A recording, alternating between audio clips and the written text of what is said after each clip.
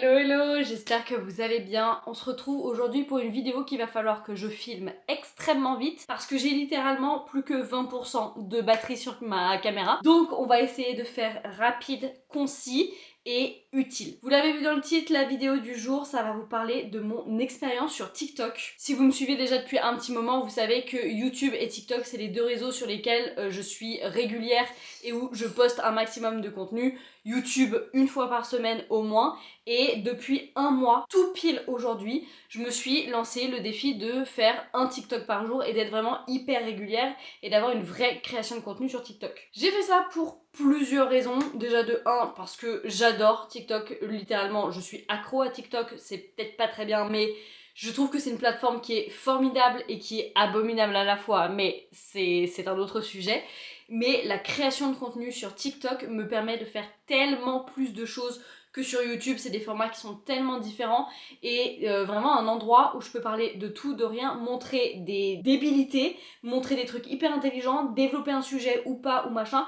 Bref, une liberté que j'ai pas forcément en vidéo YouTube où ça doit être un petit peu plus quali, avec une esthétique un peu plus léchée et avec genre un truc vraiment intéressant, intelligent derrière. Donc je voulais reprendre une vraie création de contenu sur TikTok et quoi de mieux que repartir avec un challenge. Vous me connaissez depuis, je ne fonctionne que comme ça. Soit je me mets des gros tunnels, soit je fonctionne à la pression. Donc là je me suis mis un gros tunnel sur TikTok. Je sais pas trop comment je vais organiser cette vidéo, le but c'est que je vous fasse un petit débrief de ce qui s'est passé pendant ce mois, mes statistiques, l'évolution de mes statistiques, ce qui marche pas, ce que j'ai aimé, ce que j'ai pas aimé, et peut-être vous donner quelques petits conseils pour votre création à vous, sachant que vous allez voir mes stats TikTok et mes résultats TikTok sont un peu cata et je suis vraiment très très loin d'être la queen de TikTok. Vraiment très loin. Mais c'est une plateforme sur laquelle je m'amuse tellement que je m'en fiche. Alors déjà, à l'heure d'aujourd'hui, ça se dit pas, au jour d'aujourd'hui non plus, bref, vous avez compris. Aujourd'hui, j'ai 903 abonnés, tout pile poil,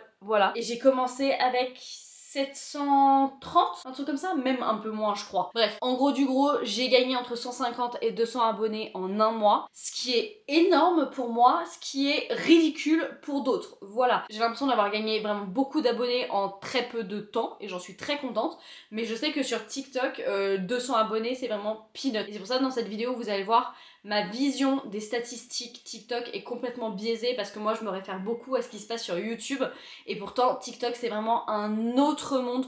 On peut avoir des stats qui pètent et puis le lendemain ne plus rien avoir des centaines de milliers d'abonnés mais faire pas beaucoup de vues ou au contraire faire énormément de vues et ne pas avoir d'abonnés. Enfin tout est décorrélé, tout n'a aucun sens. Donc je n'arrive pas à comprendre vraiment ce système là. Peut-être que je suis trop vieille honnêtement pour comprendre vraiment l'essence de TikTok.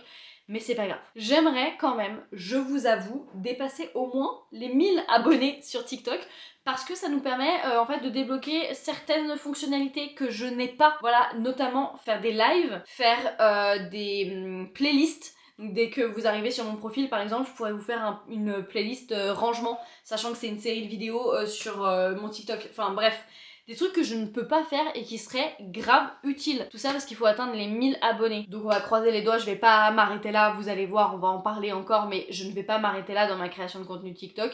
Et le mieux ce serait d'avoir au moins 1000 abonnés. Et je crois que la monétisation par contre TikTok se débloque à partir de 10 000 abonnés. Ça je trouve ça complètement dingue, 10 000 abonnés pour avoir de la rémunération TikTok, qui est ce qui paraît en plus est catastrophique. Bref, je me répète, mais je trouve que TikTok n'a aucun sens, aucune logique. Pendant ce mois de création de contenu, à la base des bases, j'avais tout prévu. J'avais même en fait mon calendrier jour par jour avec des vidéos qui étaient prévues. Je crois, le premier jour, j'en ai filmé plus de la moitié, peut-être une vingtaine de TikTok que je comptais monter au fur et à mesure, etc. Pour être très honnête, je pense que c'est une bonne idée, mais c'est pas tenable non plus sur le long terme. Moi, ça m'a beaucoup aidé, mais c'était pas le truc le plus parfait, enfin c'était pas le système le plus parfait non plus. Avoir un calendrier hyper bien léché pour TikTok, en tout cas moi comme je l'utilise et comme j'ai envie de poster, donc vraiment un truc très organique, au jour le jour et poster ce que j'ai envie de poster en fait en fonction du mood du moment. Avoir un calendrier qui est parfait, c'est une vraie mauvaise idée, mais en même temps ça nous permet d'avoir une base. Je vais vous expliquer un petit peu comment j'ai réussi à faire ce petit calendrier là et en gros à poster tout ce mois-ci avec au moins une vidéo par jour. Vous allez voir, en plus des fois je me suis ratée, j'en ai posté 2. Mais ça va très bien. Vous l'avez compris, mon calendrier n'a pas tenu, mais il m'a beaucoup aidé parce que j'avais énormément de vidéos d'avance qui n'étaient pas forcément montées et d'autres qui étaient montées aussi. Donc j'ai pu, en fait, les premiers jours, j'ai suivi mon calendrier, j'ai bien suivi tout ça pendant une semaine et tout. Et après, en fait, j'ai eu envie de faire ce qui est l'essence de TikTok, c'est-à-dire de faire des vidéos organiques sur le vif, sur le moment et sur des trucs complètement débiles. Enfin, pardon, c'est pas débile, mais sur des sujets à droite à gauche qui n'avaient pas beaucoup de cohérence et pour pas dire grand chose. Genre littéralement j'ai fait une vidéo sur le fait que j'ai découvert que les petits pois c'était des légumineuses et pas des légumes. Enfin voilà, c'est ça TikTok. C'est pour ça que j'adore TikTok. C'est que je peux faire une vidéo sur des petits pois et c'est génial. J'arrive pas trop à me recentrer dans cette vidéo, c'est terrible. J'ai fait des vidéos qui étaient prévues, j'ai fait des vidéos qui n'étaient pas prévues. Et lesquelles de ces vidéos ont fait les meilleures statistiques? Est-ce que c'était les vidéos bien filmées, à la caméra, montées, etc. avec une bonne light et tout, sur des sujets intéressants, importants, construits? Ou est-ce que c'était des vidéos sur genre les petits pois ou sur un acteur d'une série que je regardais? Eh bah les deux. Ni l'un ni l'autre, et les deux à la fois. Genre littéralement, la vidéo qui a fait le plus de vues pendant ce mois-là, c'est une vidéo qui a fait à l'heure actuelle 41 000 vues. Donc vraiment c'est pas mal. C'est pas la vidéo qui a fait le plus de stats de tout mon TikTok, mais c'est la meilleure de ce mois-ci. Et littéralement, le sujet, c'est le pipi récompense. Voilà, je vais pas m'étaler là-dessus parce que c'est pas le but, mais littéralement j'ai buzzé sur du pipi. Voilà. Bref, mais ça c'était une vidéo construite, bien filmée, bien lightée, avec du montage et avec un vrai sujet intéressant et développé. Et par contre, la deuxième vidéo qui a buzzé sur mon TikTok, qui a actuellement 36 000 vues, presque 37 000, c'est une vidéo à l'arrache, quasiment dans le noir, avec en fait l'option fond vert, où je trouve que l'acteur qui joue Dean De Laurentiis dans Off Campus, il ressemble à un autre acteur, voilà. Et que je voyais personne d'autre en parler, donc j'avais fait une vidéo là-dessus, genre vraiment sur le vif, et la vidéo est vraiment dégueulasse. Bref. Et pourtant, elle a buzzé aussi. Franchement, alors j'ai pas compté exactement sur combien de vidéos, enfin quelle est la proportion de vidéos bien montées, bien filmées et prévues, et quelle est la proportion de vidéos faites sur le vif que j'avais fait pendant ce mois-ci. Je pense que ça va être intéressant, je le fais tout de suite. Ok, 13 vidéos qui sont bien préparées, bien montées, bien filmées. Ok, et attention, combien de vidéos faites n'importe comment? 16 vidéos. Donc j'en ai fait plus au final de vidéos qui n'avaient aucun sens et qui étaient sur le vif et sur des moments de vie comme ça. Sachant que j'inclus là-dedans des vidéos un petit peu poubelles. Alors c'est pas du tout du contenu poubelle, c'est pas du tout des trucs comme ça, mais c'est moi le soir quand j'avais pas filmé en fait de TikTok, et de prendre genre littéralement j'ai fait une vidéo où je marche sous la pluie et juste j'ai écrit que je loupais jamais ma balade du matin, même sous les intempéries. Voilà, c'est ça que j'appelle en gros du contenu un peu poubelle. C'est du contenu qui est pas du tout travaillé, qui est hyper simpliste, et pourtant ça marche plutôt bien. Alors oui, pendant ce mois, du coup vous l'avez compris, j'ai aussi posté pour poster tous les jours sans aucune exception. Je ne pense pas que ce soit la bonne stratégie, et en même temps, la vidéo sur Dean De Laurentiis, là, la vidéo qui a fait 36 000 vues, j'étais pas censée la faire et je l'ai faite comme ça sur un coup de tête, et voilà, et ça a buzzé, ça m'avait rapporté plein d'abonnés. Donc je pense que poster pour poster, c'est pas une bonne idée si vous faites que ça, mais en dépannage et pour habituer votre audience et pour être tout le temps en fait dans les pourtois et se faire découvrir un peu tout le temps, c'est une bonne stratégie, et en gros, il faut s'y tenir. Et clairement, les sujets parfois qu'on pense complètement débiles et qui ne doivent pas marcher, c'est souvent ça qui pète, littéralement. Après, au niveau des statistiques, entre les vidéos bien travaillées et les vidéos pas travaillées, pour moi, dans les stats, il y a aucune différence. Des fois elle pète et des fois elle reste bloquée à 300 vues, et c'est comme ça. Par contre, j'ai remarqué un truc qui était hyper récurrent et qui m'a... En fait, je trouve ça logique maintenant, mais sur le moment, ça m'a beaucoup surprise.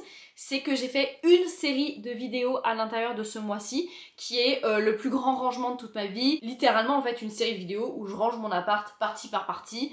Genre un placard par-ci, un tiroir par-là, ma salle de bain, mon placard à tupperware, etc. C'est un truc que j'avais déjà commencé à faire et qui n'avait pas trop marché. Et là, je sais pas si c'était le fait de vraiment le brander en mode c'est une série de vidéos, mais ça fait toujours entre 2 et 10 000 vues et ça me rapportait vraiment beaucoup d'abonnés parce que les gens avaient envie de savoir la suite, parce que c'était un contenu en fait qui était facile à regarder et surtout qui pouvait être récurrent en fait. Et les gens peuvent beaucoup s'identifier, enfin tout le monde peut ranger un tiroir de salle de bain par-ci par-là. Enfin, c'était la recette parfaite en tout cas pour moi. C'était des vidéos qui étaient quand même bien travaillées, bien filmées, avec des angles intéressants. Et du coup, quand on tombe sur la vidéo en fait comme ça, en scrollant, c'est des trucs qui changent quand même. Genre la vidéo qui a le plus marché, je pense, c'est une vidéo dans ma salle de bain où je commence par un plan et la caméra est tout en haut et moi on me voit genre toute petite en bas au milieu de ma salle de bain. Je sais pas si je suis très claire, mais... Et en fait, très clairement, c'est une accroche qui était très visuelle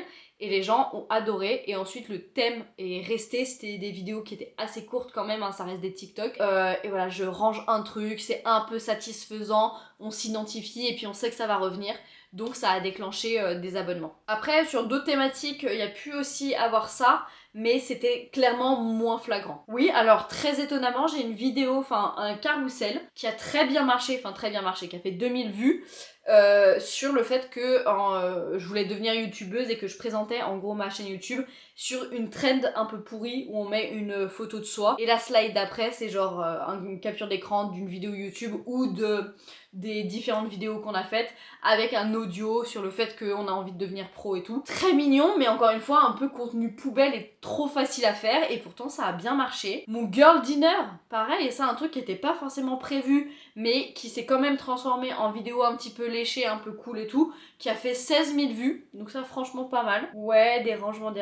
Mon retour de course aussi qui a fait presque 2000 vues, donc ça, plutôt contente parce que j'adore faire ça. Donc ce matin en plus j'en ai refilmé un, on va voir si ça marche tout aussi bien. Ok, du rangement, puis et puis voilà. Je vais aller voir dans le TikTok Studio, donc c'est-à-dire vraiment les statistiques à l'intérieur, les données analytiques, si j'ai loupé des trucs ou pas, s'il y a des choses qui ressortent. Donc évidemment, toutes mes statistiques ont gonflé de ouf parce que avant je postais pas du tout, et là vu que j'ai fait un mois de contenu, forcément ça a pété. C'est assez inégal au niveau des vues. Les sources de trafic, bah très clairement c'est les pourtois et un tout petit peu les recherches. Ok, mon contenu le plus aimé. Alors pareil, c'est incroyable. En fait j'ai fait une vidéo en 2022 sur la fête du lac d'Annecy, et cette vidéo fait mais genre je ne sais combien de centaines de milliers de vues. Et en fait le truc qui est un peu étrange entre guillemets, c'est qu'elle continue à faire des vues encore aujourd'hui. Alors que sur TikTok, normalement, ça n'arrive jamais. Donc là,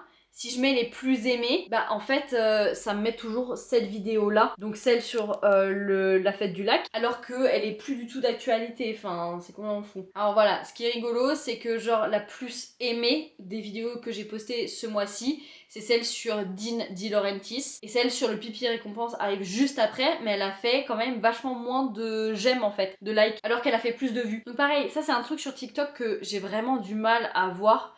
C'est que ça peut être vu beaucoup de fois, mais les gens n'aiment pas ou ne s'abonnent pas ou quoi que ce soit. Au niveau des nouveaux followers, bah ça, sans grande surprise, c'est pas les vidéos qui ont fait le plus de vues, mais c'est toutes les vidéos rangement, littéralement le 1, 2, 3. C'est rangement de salle de bain, rangement de salle de bain, rangement de salle de bain. Voilà. Juste après, il y a le girl dinner. Ensuite, il y a les courses de la semaine. Et ensuite, les deux vidéos qui ont fait le plus de vues, elles arrivent bien après. Donc comme quoi, ça ne veut rien dire. Qu'est-ce que j'en tire comme leçon de ce mois de contenu sur TikTok? Déjà de 1, c'est que j'ai envie de continuer. Ça m'a trop plu, j'aime trop. Et surtout, les commentaires TikTok, j'aime tellement interagir là-dessus. Parce que moi, personnellement, je suis pas hyper sensible aux haters. Au contraire, ça me fait vraiment beaucoup rire. Et surtout, je n'ai aucun mal à répondre aussi méchamment et de façon aussi débile ou à tourner ça en dérision. Donc, ça ne me dérange pas trop. Et en fait, comme on dit sur TikTok, chaque buzz est bon à prendre, bon ou mauvais ou quoi que ce soit. Les haters participent à donner encore plus de visibilité, donc autant s'en servir. Sur TikTok, dans les commentaires, les gens sont plus débiles les uns que les autres parce que c'est clairement du contenu qui va tellement vite que les gens aussi dans leurs réflexions vont très vite et commentent très facilement et parfois complètement à côté de la plaque, et donc on peut parler mais de façon complètement idiote, répondre et machin, et ça va très vite et c'est hilarant je trouve. Bref, donc j'adore interagir sur TikTok et donc vous l'avez compris très clairement, j'ai envie de continuer. Par contre, je sais d'ores et déjà que ça ne me sert à rien en fait de faire un calendrier hyper précis, hyper léché ou quoi que ce soit parce que c'est pas la création de contenu que je veux faire sur en tout cas mon compte TikTok à moi. Pour certains trucs, enfin j'ai vu des créateurs qui ont des feeds absolument incroyables, hyper cohérents, qui travaillent même leur miniature TikTok et tout, je trouve ça complètement fou. C'est pas du tout ce que j'ai envie de faire. Moi, je veux avoir un parfait équilibre entre des bonnes vidéos et des vidéos prises sur le vif, le moment, des trucs aussi débiles que, voilà, me faire couler un petit thé et montrer ça avec une petite phrase inspirante. Je pense que je vais continuer sur la lancée de faire au moins un TikTok par jour. Si je loupe un jour ou quoi que ce soit, c'est pas dramatique non plus. Mais j'aimerais bien garder ce rythme-là, ne serait-ce que pour moi, parce que je sais que si je me donne pas de régularité comme ça, j'abandonne tout. C'est ce qui s'est passé les dernières fois. Et d'ailleurs, ça me fait penser que j'avais déjà fait un mois de création de contenu comme ça sur TikTok et ça avait totalement floppé parce que justement mes vidéos étaient trop travaillées, mes vidéos étaient impersonnelles et c'est ça un des conseils que je pourrais vous donner qui est le plus important. Sur TikTok, les gens ont envie de vous voir vous et c'est là-dessus que la personnalité et les mimiques et les trucs comme ça et les... En fait, tout ce qui fait de vous, vous, c'est là-dessus qu'il faut jouer à fond. Les gens ne regardent pas et n'ont pas l'attention pour des vidéos qui sont hyper travaillées, où on développe beaucoup un sujet. Enfin, si, mais il faut que ce soit vraiment sur votre niche. Là, par exemple, hier, j'ai posté une vidéo sur le minimalisme, où j'ai l'impression de dire des trucs hyper intéressants ou quoi que ce soit, mais bizarrement, j'ai une voix qui est hyper posée, hyper calme, plutôt lente dans ce TikTok-là. Et elle a floppé, elle ne marche pas du tout cette vidéo alors qu'elle est super intéressante. Les gens veulent voir de la vraie vie, les gens veulent voir du speed ou pas ou machin, mais ils veulent voir des humains pouvoir s'identifier, s'inspirer à l'intérieur. Donc ne vous embêtez pas à faire du contenu trop léché si c'est pas votre niche. Et puis surtout, testez tout. Enfin, moi je sais que ce qui m'a débloqué, et ce qui m'a donné envie de faire ça et ce qui m'a fait avoir des bonnes statistiques, c'est de faire des trucs sur le moment et avoir encore une fois un bon équilibre entre des sujets dont j'ai envie de parler et je prends le temps et des sujets dont j'ai envie de parler sur le vif, sur le moment, genre le coup des petits pois. Enfin, j'allais pas me poser, mettre une jolie lumière, etc. pour parler de petits pois. J'ai pris mon téléphone, je me suis filmée sur mon canapé, j'ai posté ça et puis ciao. Et c'est ça qui est génial avec TikTok, c'est que ça suffit. En vrai, je me rends compte que j'ai pas vraiment de conseils de fou ni de leçons à vous tirer en fait dans cette vidéo. Ne serait-ce que ne vous prenez pas beaucoup la tête. Postez. Allez-y, essayez, tentez, faites plein de choses, plein d'essais. Dans tous les cas sur TikTok, l'immense majorité des vidéos, elles flop, elles restent bloquées à 300 vues. Essayez de surfer en fait et de cultiver ce qui marche sur un coup de tête et sans vraiment de raison. En fait, j'ai vu beaucoup de créateurs qui font des vidéos sur comment sortir de la prison des 300 vues, comment se mettre dans le bon côté de l'algorithme, etc. et machin. En vérité, ça reste des systèmes informatiques. Et les algorithmes sont des algorithmes. L'algorithme ne peut pas être contre nous ou pour nous. Si les gens regardent la vidéo longtemps, et ben elle est propulsée devant. Et s'ils la regardent et machin et bidule et qu'ils interagissent, et ben elle va être proposée à d'autres personnes. Point barre. Si votre vidéo flop, c'est comme ça. Des fois il n'y a pas de raison, c'est juste que ça n'a pas touché beaucoup de personnes. Et puis des fois, elle fait pas beaucoup de vues. Mais il y a plein de commentaires, de machins, de trucs, et vous avez des super discussions, et ça suffit. Et ça vous fait une communauté qui est vraiment engagée.